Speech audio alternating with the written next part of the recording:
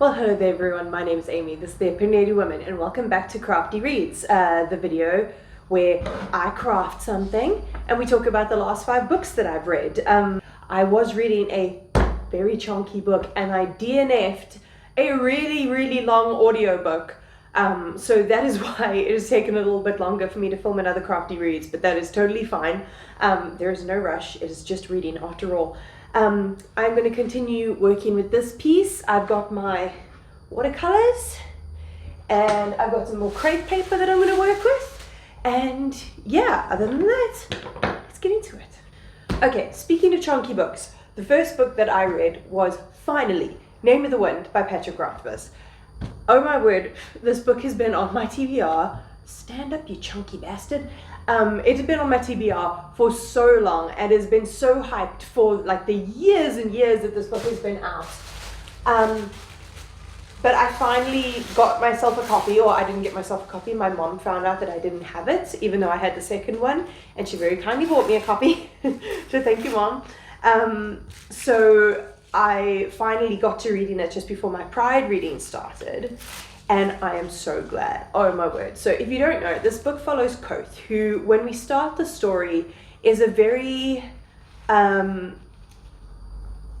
unassuming innkeeper that we don't know has this whole like backstory to him until some weird events happen around this tiny little town that he lives in. And a chronicler comes into town, which is someone who writes, you know, the histories and accounts of stories and things like that, because that's how people would get to know information in these kinds of times. There's no internet and things like that. So this chronicler comes into town and identifies Kofi, our main character, as the person of legend that he is. And he agrees to tell his life story, which is like the first time he's ever told his own stories from his own perspective, with the true events that actually happened. So from there we go into his past and start off with him as a child in a troupe that travels around like the land. I don't know what the land is actually called, but they travel around, and it goes into him living on the streets, and it's got a magic school factor to it, which is super interesting. And it's messy, and he doesn't always do what you want him to do, and sometimes he's a little bastard. But he's just such a freaking interesting character to read from. And there's so much to this story, like so much layers. I cannot wait to read the second one. It is worth every little bit of hype that it has. And yeah, I am going to give myself a little bit of time before reading Wise Man's Fear, but it is definitely on my to be read by the end of the year list for sure. Eek! It's not sticky. Stick down. Then I read a book that was kind of unusual for me, and that is We Are Never Meeting in Real Life by Samantha Irby. This is a collection of essays. I remember when I first started watching BookTube, a bunch of people recommended this book, and I was like, it's essays, it doesn't really sound like my kind of thing. And then I saw all these books pop up on Script, and I was like, oh, I remember people talking about those. It like piqued my interest, but I still didn't save it. Until I saw someone on TikTok talking about them, and she was like, if you want something that's really freaking funny, go with Samantha Irby. So I was like, you know what? I'm in between audiobooks right now, let me give it a go. And I'm so glad I did. Holy crap. Samantha Irby is a fat, black, queer, disabled author. And apart from that being intersectional as all hell, which is the exact type of voice that, you know, need to be heard, she's also freaking hilarious and so gross. Like, she is genuinely so nasty sometimes, and the stuff she talks about and the way she describes sex with both men and women is just like, it's rough, dude. Like, it's so funny. And I was just like chuckling from beginning to end with this book. Like, I listened to it doing the dishes and going walking to the shops and things like that. I was just giggling away to myself because this is just so funny. To the point where like I've picked up the other one, her next one, Wow No Thank You, which is such a her phrase, oh my god. But I've picked that one up, and I'm listening to it at the moment along with something else. But it's basically like slice of life short stories, like observational short stories, like everyday sort of, it's nothing wild, you know, and but it's everyday wild nonsense that that goes on in different people's lives and the different things she's experienced, because of who she is and the intersections that her life falls within. It's so funny. I really recommend it. Then I was lucky enough to start my Pride reading.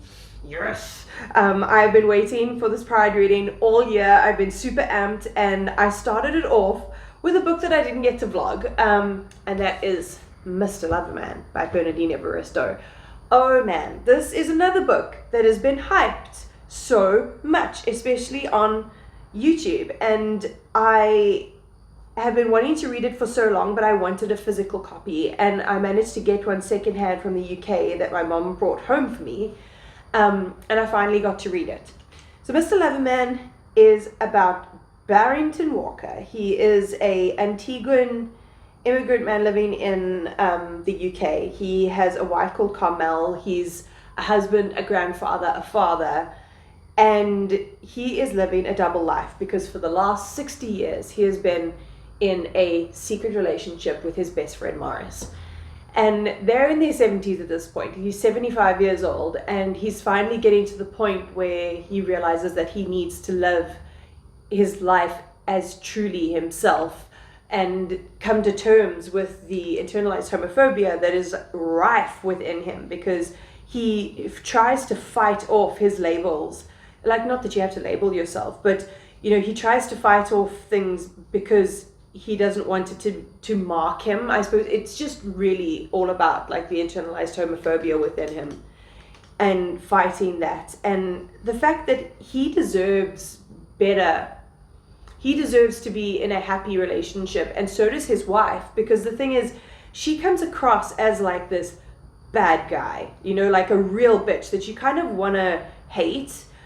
But you've got to realize that she's in this relationship with this man who doesn't love her, who doesn't want to be with her. She is a beard, but without knowing it, you know? And that's a really sad situation to be in. And it's like, it's why homophobia is so harmful for everybody. Like, everybody involved is affected by homophobia. And it takes some of the perspective. So we get the present day perspective from Barry in 2010. And then we get alternating chapters that are from the past, that are from Carmel's point of view.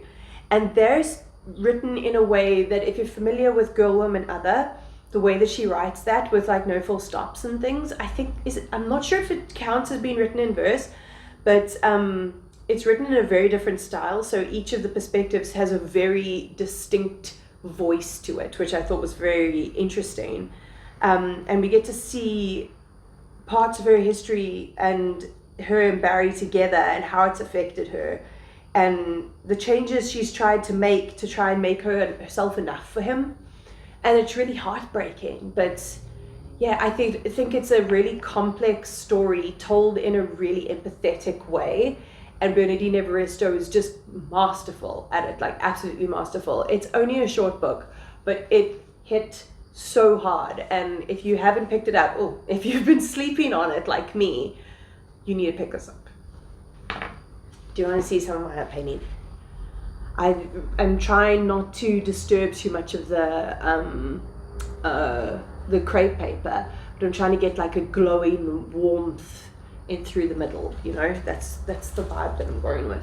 And then the Queerlet Readathon started. So I picked up the audiobook Fierce Femmes and Notorious Liars by Kai Cheng Tom.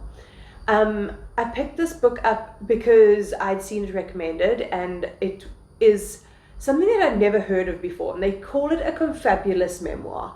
So it's a memoir that's written to make you question, is this part real, or is this part real, or is this part real? You know, so Kai Cheng Tom is a Canadian trans woman of Chinese descent.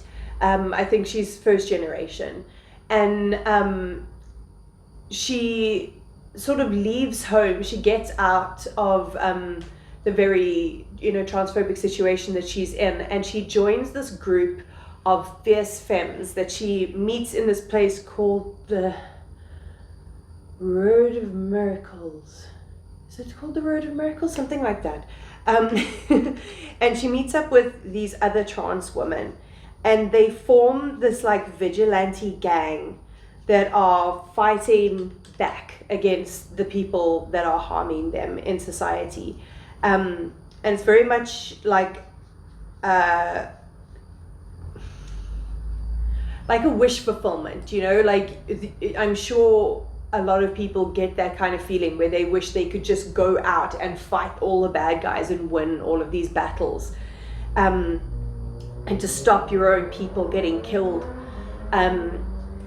And that's really hard to see, but I don't know which part of the stories that she tells are real, because even within these wild stories of vigilante justice, there's like a scene where there's these mermaids that are washed up on shore, and her sister are like pouring water on them like you would with like sea creatures. I suppose mermaids are sea creatures, they're just not real, unfortunately. But so you really aren't sure what's real and what's not. And it's a very surreal type of story that I haven't read in a long time. I've read something like that like maybe in 2016, and it was a John Waters book. And that's the vibe that it gave me. But it was very strange, but very fascinating at the same time. And then the next book that I read for the Queer Lit Readathon was one that I have been raving about on TikTok, on Instagram, and on YouTube, for my Queer Lit Readathon vlog is up by now. And that is Doublebooked by Lily Linden. This cover is not the real cover, because this is a unedited proof copy that I got from my aunt. She read the blurb and she was like, Amy's gay, Amy would like this. And oh man, was she right. I'm not going to work too much on the rest of this because I want it to dry, but that's what it's looking like so far. I like it. Okay, so Doublebooked is about Georgina. Georgina has very much fallen into a pattern. Her and her boyfriend of 7 years, Doug, have this calendar set up, and their calendars are synced and everything's color-coded. Like every part of the day has its purpose, and she follows this to a T. And it's very monotonous and boring.